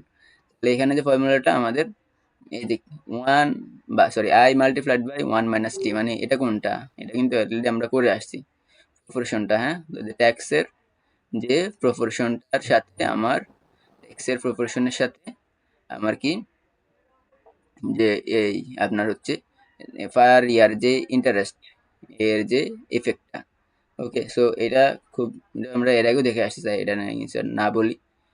এরপর হচ্ছে প্লাস হচ্ছে কি করতে হবে, আমার এফবি মাইনাস হচ্ছে এনসিবি, মানে আমাদের হচ্ছে যে ফেস ভ্যালু, এটাকে বলে face value of the bond বা ডিবেঞ্চার, মাইনাস হচ্ছে নিট সেলস ভ্যালু, এটা আমরা দেখে আসছি বন্ড আর ডিবেঞ্চারের যে নিট সেলস ভ্যালু, এবং হচ্ছে আমার ডিভাইড বাই, দেখেন এটা ডিভাইডেড, হ্যাঁ মানে হচ্ছে ভাগ, ডিভাইড বাই এন, এবং এরপর divided by total whole divided by F B বা হচ্ছে ফেস ভ্যালু প্লাস হচ্ছে এখানে প্লাস দেখেন প্লাস একটা ছিল মাইনাস প্লাস হচ্ছে net sales value divide by 2, এটা অ্যাভারেজটা, অ্যাভারেজ নিচের পোর্শনটা মনে রাখবেন অ্যাভারেজ, তাহলে আর গোলাবেন না, নিচের পোর্শনটা অ্যাভারেজ মানে দুইটা ভ্যালুর অ্যাভারেজ করে দেওয়া, আর উপরেরটা ভাগ করতে এন দ্বারা মানে বছর সংখ্যা দ্বারা। সো এগুলা নিয়ে তো ভিতরের যে জিনিসগুলো আছে এগুলো এলিমেন্টগুলো আমরা তো বুঝে মানে হচ্ছে জানার কথা, তাই না? আইদার হচ্ছে interest, interest either tax rate, either হচ্ছে ফেস ভ্যালু, আমরা ফেস ভ্যালুর কথা বলছি কোনটা, যেটা হচ্ছে আপনার একটা ইনস্ট্রুমেন্টে যেটা লেখা থাকে বন্ড আর ডিবেঞ্চার, একদম লিখিত মূল্য যেটাকে বলে, যেটা লেখা থাকে যে এত টাকা মূল্যের একটি বন্ড এত পার্সেন্ট হচ্ছে এই এরকম যদি লেখা থাকে, লিখিত মূল্যটা হচ্ছে ফেস ভ্যালু। আর নিট সেলস ভ্যালু কোনটা আপনার নিট, যে এটা তো আমরা মনে হয় আরো একবার বলছি যে আপনার লিখিত মূল্য 1,000 টাকা হলে অনেক সময় আপনি 1,000 টাকা এটা সেল করতে পারবেন না, কি হতে পারে ডিসকাউন্টে সেল করতে পারেন, প্রিমিয়াম হতে পারে, অথবা 1,000 পুরো পার্ট অ্যাড ফারও করতে পারেন, মানে ওই 1,000 টাকাই সেল করতে পারেন। সো ডিফারেন্ট হতে পারে। সো ওই যে মার্কেট ভ্যালুটা আর কি, নেট সেলস ভ্যালুটা হচ্ছে কত টাকা সেল করতেছেন actually. Okay, divide by N means হচ্ছে নাম্বার অফ দ্য ইয়ার, আর এটা তো বললামই face value net sales value divide by 2।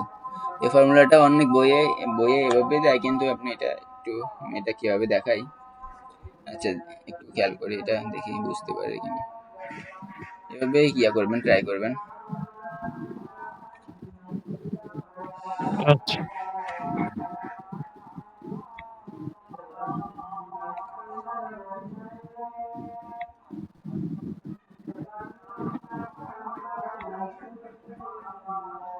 এটাই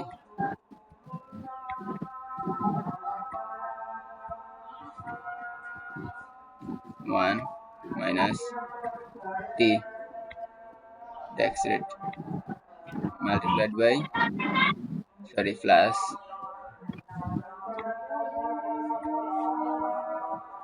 হচ্ছে জাস্ট এখানে আবার একটা ডিভাইড করি, উপরে হচ্ছে আমার face value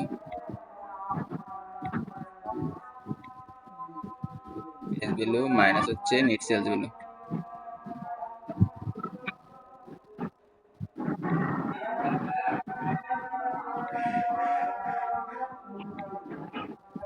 net sales value আর হচ্ছে নিচে হচ্ছে আমার এন,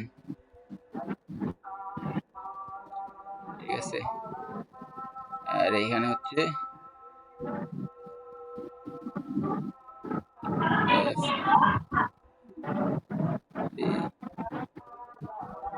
প্লাস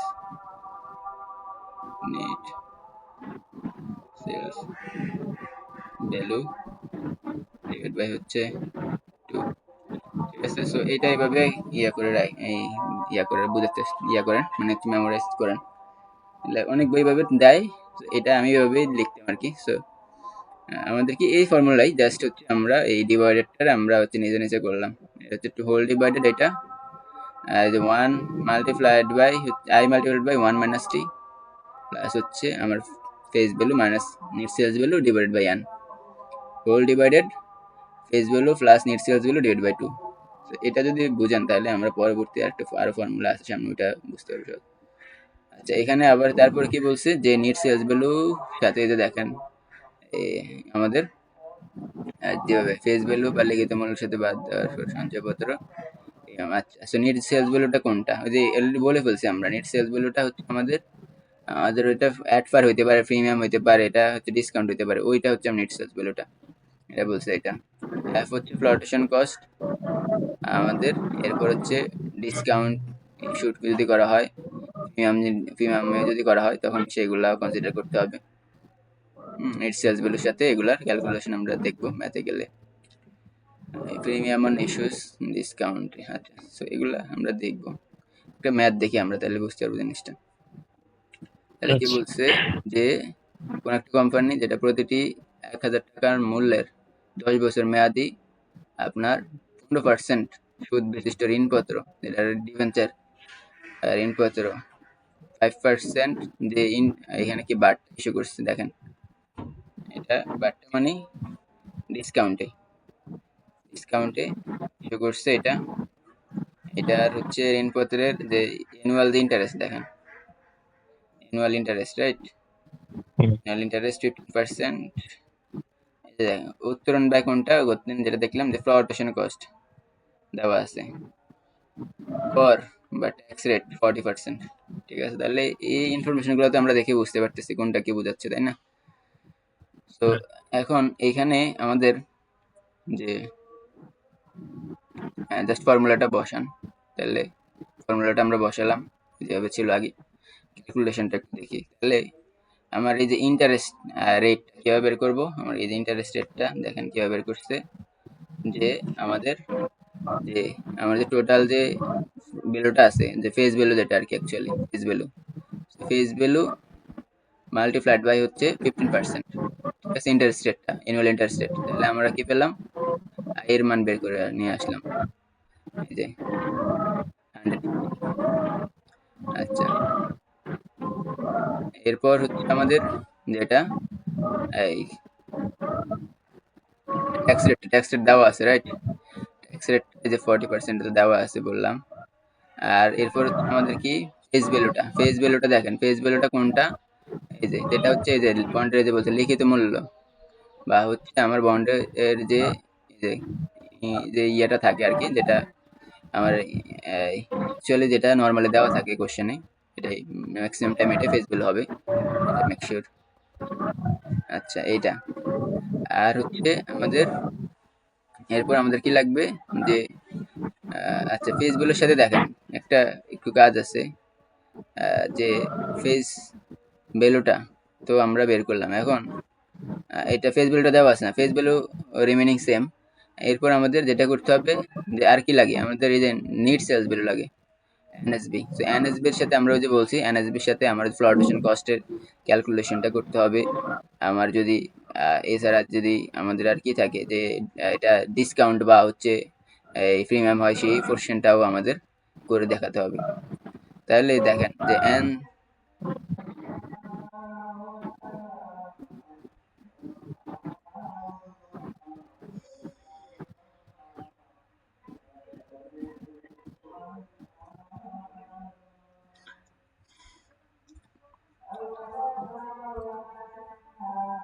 আচ্ছা, দেখা যেত না স্ক্যান? হ্যাঁ দেখা যাচ্ছে।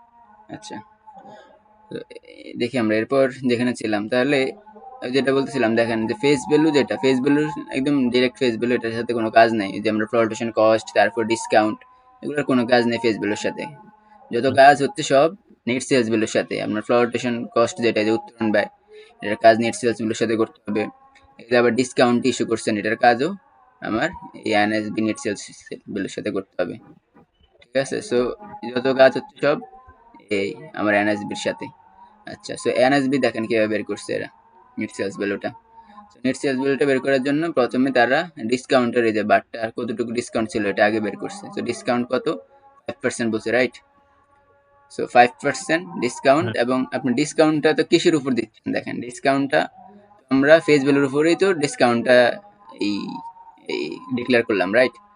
সো এই যে ফেস ভ্যালু কত হ্যাঁ আমার 1000 মাল্টিপ্লাইড বাই 5%, তাহলে আমার কি হলো, আমার ডিসকাউন্ট দেখেন কত টাকা, 50 টাকা হচ্ছে আমার ডিসকাউন্ট ইস্যু করছে। বুঝতে এরপর রাইট, এরপর হচ্ছে আমার আরো একটা কস্ট কি আছে, ফ্লোটেশন কস্ট, এটা অ্যাপসি এখানে অ্যাপ বলছে। তো ফ্লোটেশন কস্টটা, ফ্লোটেশন কস্টটা ও আমার সব, ওইটাও আমার কি ফেস ভ্যালুর উপরেই ধরতে হবে, ঠিক আছে? মানে 1000 টাকার উপরেই ফ্লোটেশন কস্টটা ধরতে হবে। ফ্লোটেশন কস্ট কত 0.5%, ঠিক আছে? সো 1000 মাল্টিপ্লাইড বাই 0.5 তাহলে কত 25 টাকা, ঠিক আছে? সো জাস্ট কি করতে হবে, আমার যে নেট সেলস ভ্যালু বের করার জন্য, যে নেট সেলস ভ্যালু যদি আমরা বের করতে চাই, নেট সেলস ভ্যালু থেকে কি করতে বের করতে হলে আমার কি করতে হবে, যে যেটা ফ্লোর যেটা FC sorry FB face value যেটা, হ্যাঁ, ফেস ভ্যালু হ্যাঁ মাইনাস এটা কি flotation cost FC, flotation minus FC, FB minus FC, flotation cost minus এটা কি ডিসকাউন্ট, ঠিক আছে? তাহলে ফেস ভ্যালু যেটা, ফেস ভ্যালু থেকে ফ্লোটেশন কস্ট এবং ডিসকাউন্ট বাদ দেওয়ার পর আমরা কি পাবো, নেট সেলস ভ্যালু। বুঝে গেল ব্যাপারটা? হ্যাঁ বুঝতে পারছি। আচ্ছা, তখন এই যে দেখেন আমার নেট সেলস ভ্যালু কত বেরোছে, 925, 925। আচ্ছা, এরপর আর কি লাগে, এন এর মান তো দেওয়া আছে 10 ইয়ার্স, এটা কোশ্চেনে বলছে। আচ্ছা, তো এই যে জিনিসগুলো যদি আমরা বের করতে পারি এখানে, এই ফর্মুলাটা, এই জিনিসগুলো বের করা হচ্ছে গুরুত্বপূর্ণ।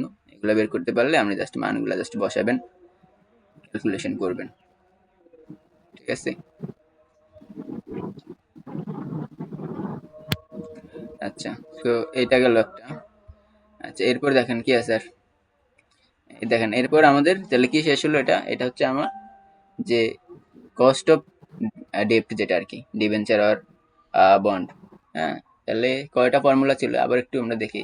কস্ট অফ ডেপ্ট হচ্ছে আমাদের ফর্মুলা, মেন ফর্মুলা কয়টা ছিল, আমাদের মেন ফর্মুলা ছিল, মানে হচ্ছে ফর্মুলা কয় ধরনের হইতে পারতো, 4 ধরনের। একটা ছিল আফটার ট্যাক্স কস্ট অফ ডেপ্ট, দেখছেন, আফটার ট্যাক্স কস্ট অফ ডেপ্ট। আরেকটা ছিল আমাদের বিফোর ট্যাক্স, এর আগে যেটা ছিল before tax cost of ডেপ্ট, before tax cost of ডেপ্ট, এগুলো দুইটা।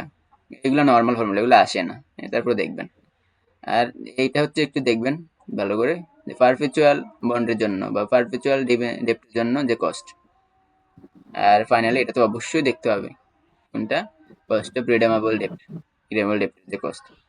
তো এই চারটার মধ্যে লাস্ট দুইটা একটু ভালো করে দেখবেন, এই দুইটা থেকে কোশ্চেন হয়।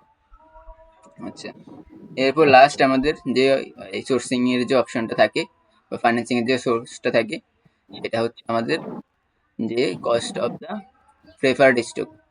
যে প্রেফার্ড স্টক হয়, মানে এর আগে আমরা দেখে আসছি যে কমন স্টক, ফার্স্ট যেটা দেখি প্রথমে যেটা দেখছি কমন স্টক। তো কমন স্টক হলে হ্যাঁ আমার কিভাবে করতে, কমন স্টকের জন্য আমাকে দিতে হয়, ডিভিডেন্ড দিতে হবে নাকি কমন স্টক হোল্ডারদেরকে। এখানেও যে প্রেফার্ড হ্যাঁ স্টক হোল্ডার যারা আছে এদেরকেও ডিভিডেন্ড দিতে হবে। সো ডিভিডেন্ড, এখানেও ডিভিডেন্ডের কস্টটা হচ্ছে অ্যাকচুয়ালি যতটুকু আমি ডিভিডেন্ড দিচ্ছি তাকে, শেয়ার হোল্ডারকে, প্রেফার্ড শেয়ার হোল্ডারকে। আচ্ছা, এখানে আবার হচ্ছে দেখেন কতগুলো হয় আছে, যে কস্ট অফ প্রেফার্ড স্টক কি হতে পারে, যে প্রেফার্ড স্টক এর কোনটা পারপেচুয়াল যদি হয়, আমরা একটু দেখে আসছি না যে পারপেচুয়াল যদি বন্ড হয়, আমরা যেটা দেখে আসছি যে যদি কস্টটা হয় পারপেচুয়াল, অপরিশোধযোগ্য। হ্যাঁ অপরিশোধযোগ্য। এখানে আবার কি পারপেচুয়াল, সেটা কি প্রেফার্ড স্টক হয়, মানে অনেক শেয়ার বা হচ্ছে প্রেফার্ড স্টক মার্কেটে ছাড়া হয়, যে এটা কখন মানে পরিশোধ হবে, অপরিশোধযোগ্য বলতে অপরিশোধ্য হবে না এমনটা না, কিন্তু এটা বন্ধ হওয়ার পর, কোম্পানি একদম বিলুপ্ত দেউলে হওয়ার পর, ওয়াইন্ডিং আপ হওয়ার পর আপনার কি করতে হবে, আপনাকে এই টাকাটা পেমেন্ট করবে। তো এটাকে বলছে পারপেচুয়াল প্রেফার্ড স্টক এর কস্ট। কিভাবে বের করবো, এই যে তাহলে আমার এই যে cost of preferred stock fee equals to হচ্ছে আমার এই যে ফর্মুলা, কোনটা ফর্মুলা, ওই যে কোনটা ধরতে পারছেন, এই যে আমার কোথায় দেখে আসছে, হ্যাঁ এটা কমন স্টকে, প্রশ্ন হ্যাঁ যেটা করছিলাম ওইটাই, রাইট, কমন কমিউনিস্টকে। স্টকে যেটা দেখে আসছে ওই ফর্মুলাটাই জাস্ট, এই জিনিসগুলো এটা এখান থেকে আসছে। তো এটার আর ইয়ে না করে এটা জাস্ট ওই ফর্মুলাগুলাই আপনি এখানে বসাবেন, জাস্ট হচ্ছে আমার হচ্ছে ডিভিডেন্ড হচ্ছে পি, মানে হচ্ছে অ্যানুয়াল যে ডিভিডেন্ডটা, পার শেয়ার যে ডিভিডেন্ডটা, পার শেয়ার যে ডিভিডেন্ড, এটা হচ্ছে ডিভিডেন্ড অফ ফি বোঝানো হয়েছে।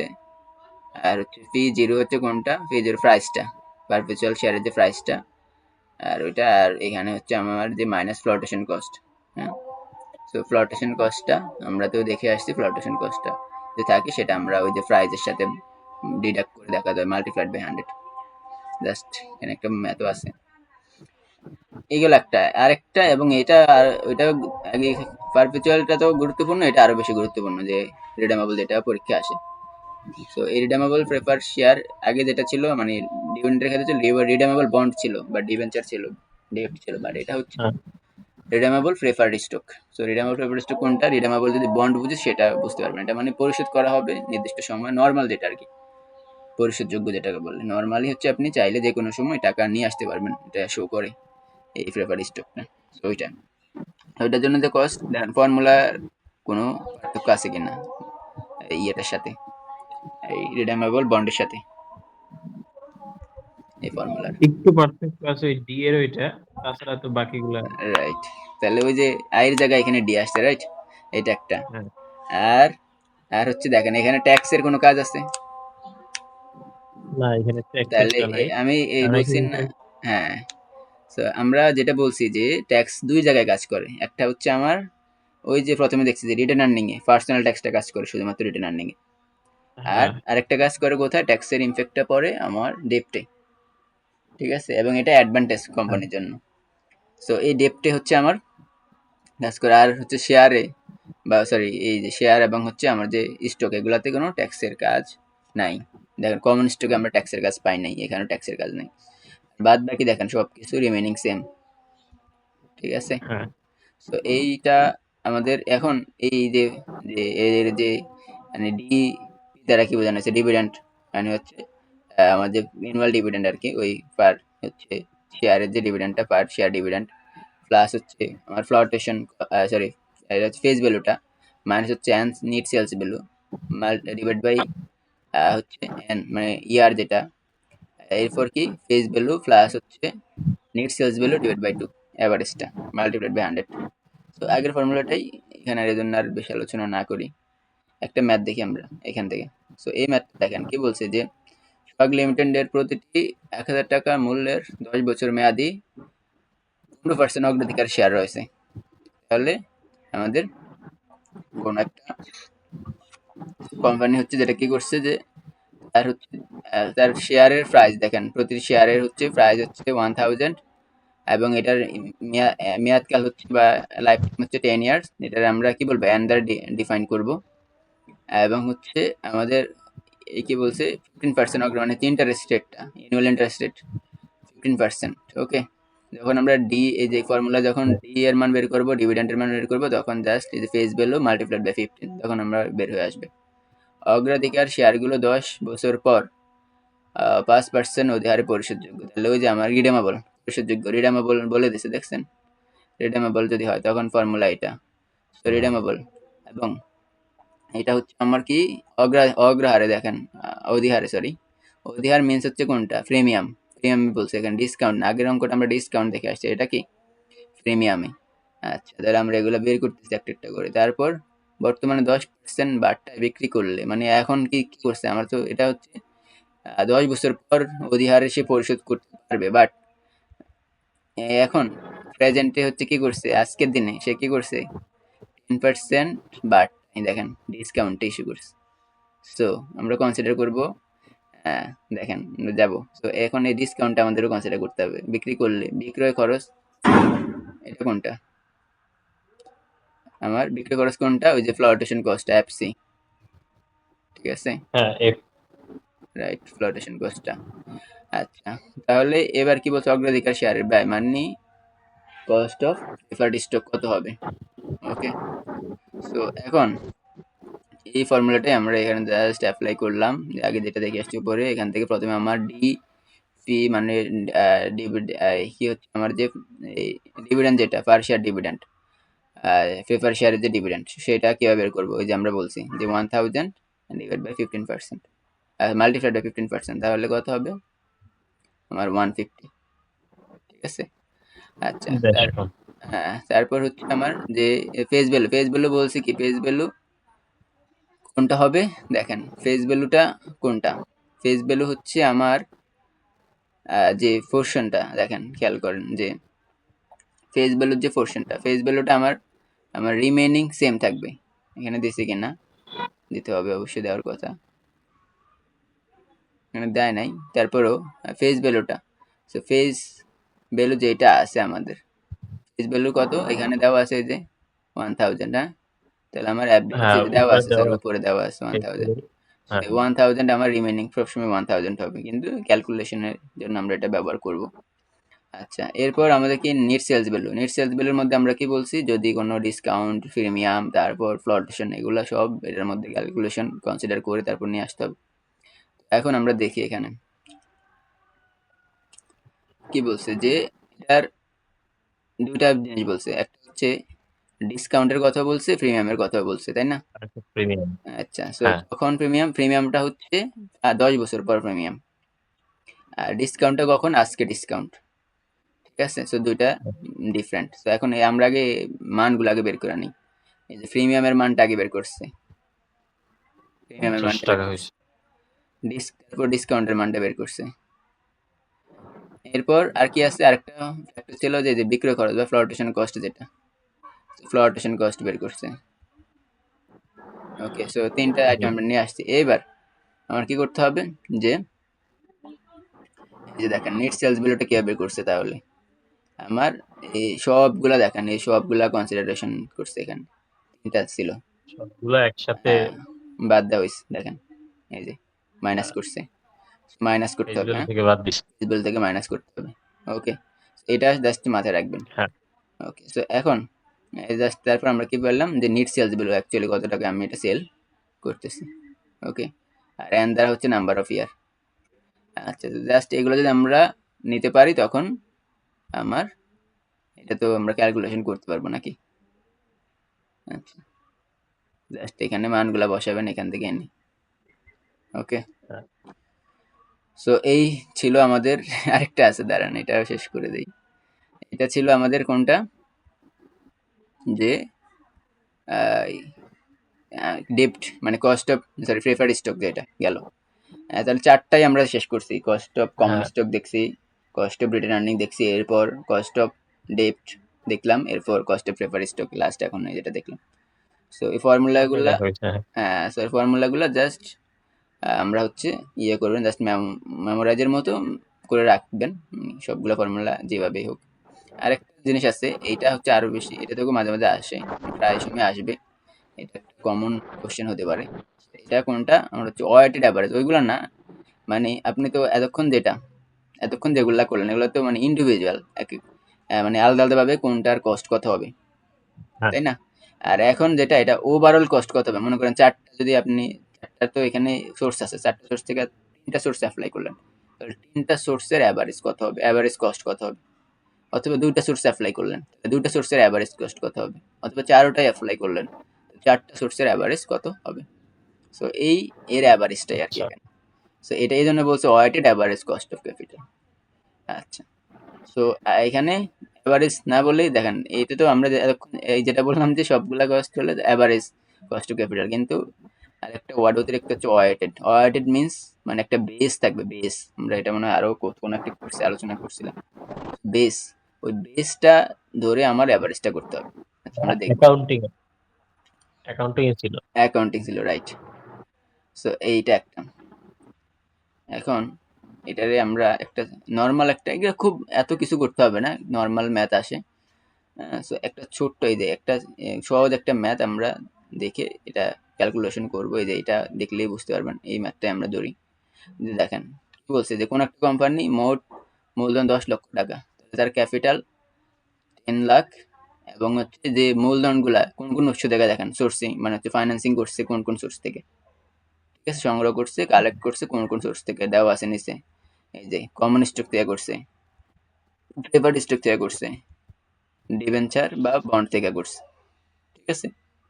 হুম, কত টাকা করে করছে, কমন স্টক থেকে 5 লাখ, প্রেফার্ড স্টক থেকে 1 লাখ অ্যান্ড ফাইনালি হচ্ছে আমার ডিভেঞ্চার থেকে 4 লাখ। তো এই জিনিসগুলো আমার কি দেওয়া আছে। এখন দেখেন পোর্শনটা বের করছে, টোটাল কত টাকা ছিল, টোটাল হ্যাঁ 10 লক্ষ ছিল, 10 লক্ষের 10 লাখ ছিল, কত পোর্শন, কত পার্সেন্ট, কমন রাইট? শেয়ারে 5 লাখ, রাইট, কত তারপর পার্সেন্ট অনুপাতগুলো বের হচ্ছে করে কমন, রাইট, কমন ইয়াটা পার্সেন্টটা বের করছে। দেখেন তাহলে 10 লক্ষের 50% হচ্ছে আমার কমন স্টক। তাহলে কিভাবে করছে, এই যে আমার যে কমন স্টক ডিভাইড বাই হচ্ছে total, just in general portion, এভাবে তো আমরা পোর্শন বের করি যে কোনো কিছু। আচ্ছা এখানেও সেম, এখানে তাহলে অগ্রাধিকার শেয়ার থেকে হ্যাঁ নেওয়া হয়েছে 10% এবং ডিভেঞ্চার থেকে নেওয়া হয়েছে 40%। ঠিক আছে, জাস্ট পোর্শনটা এটাই হচ্ছে আমার ওয়েটেড বা বেস, এটাই আমার ওয়েট আর কি, ওয়েটটা। আচ্ছা আচ্ছা, ওয়েটটা না না সরি, ওয়েটটা আচ্ছা আমাদের হয়তো ইয়েতে দেওয়া থাকবে, আমরা দেখবো সামনে। ওয়েটটা বিতর্কের মূলধন, আচ্ছা আচ্ছা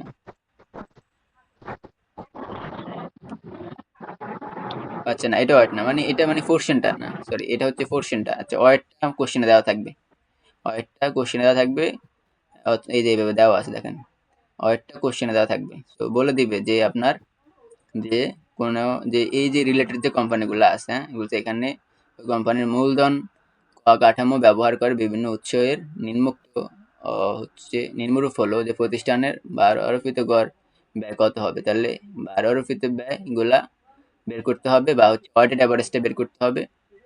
এর যে ক্যাপিটাল ওয়েটেড অ্যাভারেজ এর কস্ট অফ ক্যাপিটাল বের করতে হবে। এই জন্য আমার কোশ্চেনে আমার যে ওয়েটগুলো দেওয়া থাকবে, ওয়েটগুলা এই যে এখানে 13% দেওয়া আছে অগ্রাধিকার শেয়ার এর যে খরচটা আর কি, এই খরচটা কত, রাইট? খরচটা দেওয়া আছে এবং অগ্রাধিকার শেয়ারের যে আমার ইয়েটা দেওয়া আছে মানে খরচগুলো, আচ্ছা এগুলা দেওয়া থাকবে। আচ্ছা দাঁড়ান, আমরা রাখছিলাম যে এটাই অ্যাকচুয়ালি ওয়েট বলতে এটাই বোঝানো হয়েছে, ওয়েট এটাই, এটাই ওয়েট, এটাই আচ্ছা ওয়েট। ঠিক আছে, এইগুলাই, কারণ এগুলো তো আমরা ওয়েট মানে বেস ধরে যে আমার 10 লাখ বেস ধরেই তো আমরা এগুলো প্রত্যেকটা বের করছি, বেস ধরছি 10 লাখ 10 লাখ। হুম তো এটাই ওয়েট। ওকে, আর এটা কোনটা, এই কোশ্চেন এভাবে দেওয়া থাকতে পারে, এগুলা কোনগুলা দেখেন যে আমরা যে অর্ডিনারি শেয়ারের যে কস্ট আমরা ওই যে করে আসছি এতক্ষণ ইন্ডিভিজুয়ালি আলাদা আলাদা করে, যে অর্ডিনারি শেয়ারের কস্ট হ্যাঁ কত, অগ্রাধিকার শেয়ারের কস্ট কত, বা প্রেফার্ড স্টকের বা ডিভেঞ্চারের কস্ট কত, ওই ওই কস্ট মানে পার্সেন্টেজ গুলাই আসছে এখানে, রেজাল্ট গুলা। ঠিক আছে, তো এই রেজাল্ট গুলাই এখানে নিয়ে আসছে। তো এটা হচ্ছে আমার কি কস্ট গুলা, ইন্ডিভিজুয়াল কস্ট। হ্যাঁ, তো এটা তাহলে কি, এটা হচ্ছে আমার কোনটা, কস্ট অফ, বলবেন এটা শেয়ার স্টক তাহলে ইকুইটি নাকি, এই এটা হচ্ছে কস্ট অফ প্রেফার্ড স্টক তাহলে কেএফই, আমরা করে আসছি না এগুলাই তো। আর এটা হচ্ছে কেবি কেডি, ওকে হ্যাঁ কে ক্যাপিটাল অফ ডেপ্ট, হ্যাঁ বা ডিভেঞ্চার। তো এইগুলা ওইগুলা। আর এটা হচ্ছে, এটা এগুলা সবগুলো ওয়েট, এটা হচ্ছে কিসের ওয়েট, এটা হচ্ছে ওয়েট অফ কিসের, ইকুইটি হোল্ডার, ডব্লিউ সাধারণ শেয়ার ইকুইটির। হ্যাঁ আর এটা হচ্ছে আমার ওয়েট অফ কিসের ওয়েট, এটা প্রেফার্ড স্টক ফি। আর এটা হচ্ছে হুম আমার ওয়েট অফ ডেপ্টের ডি ডেপ্ট। ওকে, সো এইগুলো হচ্ছে আমার ওয়েট, এগুলো হচ্ছে আমার কস্ট। তাহলে যে এখানে অনেক ইয়ে করে করছে, আপনি এটা চাইলে সহজে আমরা যেভাবে করে আসছি ওভাবে করতে পারেন। সো জাস্ট কি করবেন, যে ফর্মুলাটা এরকম, আমরা কি বের করতেছি, আমরা করতেছি ওয়েটেড কস্ট অফ ক্যাপিটাল নাকি। সো ফর্মুলাটা হচ্ছে আমার প্রথমে হচ্ছে ডাব্লিউ, ওয়েট হচ্ছে ইকুইটির যে weight multiplied by into cost of capital, আমার হচ্ছে ইকুইটির কস্ট। ঠিক আছে, এটা একটা তাহলে ইকুইটির ওয়েট, ইকুইটির কস্ট প্লাস প্লাস তারপর কি আমার আমার হচ্ছে ইকুইটি, কিসের ইকুইটি, প্রেফার্ড স্টকের ইকুইটি, মাল্টিপ্লাইড বাই আমার কস্ট, কিসের কস্ট? প্রেফার্ড স্টকের কস্ট প্লাস প্লাস এইভাবেই। তাহলে আরেকটা কি হবে, আরেকটা হচ্ছে আমার হচ্ছে, আরেকটা হচ্ছে কি আর লিখি, আমার ওয়েট অফ কিসের, ডেপ্টের, মাল্টিপ্লাইড বাই আমার কস্ট অফ ডেপ্ট। ঠিক আছে, সো এটা এটা হচ্ছে অ্যাকচুয়ালি এভাবে করতে পারেন পরীক্ষায়, এভাবে করবেন। আমরা তো আমাদের কাছে তো জানা আছে, ওয়েট জানা আছে, কস্ট জানা আছে, তখন আমরা কি করব, যে ওয়েটকে কস্ট দ্বারা মাল্টিপ্লাই করব। দেখেন ক্যাপিটালের আমার ইকুইটির যে ওয়েট আছে সেটাকে কস্ট দ্বারা মাল্টিপ্লাই করছি, প্রেফার্ড স্টকের ওয়েটকে কস্ট দ্বারা মাল্টিপ্লাই করছি, ডেপ্টের ওয়েটকে কস্ট দ্বারা মাল্টিপ্লাই করছি, এরপর এগুলো সবগুলো সামেশন বা যোগফল। দেখছেন, এটা বোঝা যায়? হ্যাঁ। আচ্ছা, সো এটা এভাবে আপনি জাস্ট তারপর ওই যে ইয়াগুলা পোর্শনগুলো জাস্ট এখানে বসিয়ে এই ক্যালকুলেশন করলে একটা রেজাল্ট চলে আসবে, পার্সেন্ট চলে আসবে। এই জিনিসটা এরা এখানে করছে বক্স করে। তাহলে দেখেন এই যে তারা কি করছে, এই যে এই ওয়েট বের করছে, কস্ট করছে, তারপর ওয়েটকে কস্ট দ্বারা মাল্টিপ্লাই করছে, এই যে এখানে এইভাবে করতে পারেন। এটারে এটা দ্বারা গুণ করছে, তখন এই যে এটা বেরোছে। ঠিক আছে, হুম। এটাও সেম করছে, এটাও করছে, তারপর আমার এইগুলার যোগফল, সামেশন। ঠিক আছে, এই যে রেজাল্ট হ্যাঁ। এটা।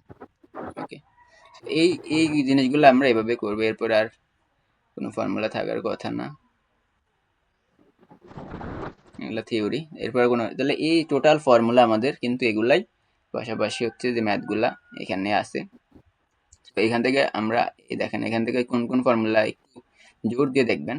এখানে আমার হচ্ছে যে প্রথমে যেটা আছে এখানে, হ্যাঁ, আমার হচ্ছে যে পারপেচুয়াল বা ইরিডেমেবল যে বন্ড, আমার হচ্ছে ডেপ্টের ফর্মুলাগুলো আছে প্রথমে। সো ডেপ্টের জন্য আমরা বলছি যে এইটা দেখবেন একটু ভালো করে, এটা দেখবেন, মানে হচ্ছে আমরা যে ডেপ্টের জন্য কস্ট অফ ডেপ্টের জন্য যে ফর্মুলা, দুইটা ফর্মুলা এগুলোর মধ্যে এই দুইটা ফর্মুলা একটু ভালো করে দেখবেন। ওইটা ওই বাকি উপরে দুইটা আচ্ছা। একটু জাস্ট নিয়ে মানে, তবে এই দুইটা ভালো করে দেখেন তাহলে হবে। আর হচ্ছে প্রেফার্ড বা পারপেচুয়াল যে আহ, আমার প্রেফার্ড স্টক আছে, তো প্রেফার্ড স্টকের জন্য আমার প্রেফার্ড স্টকের এই যে সেম এইটা এবং এইটা, এবং এগুলো লিঙ্ক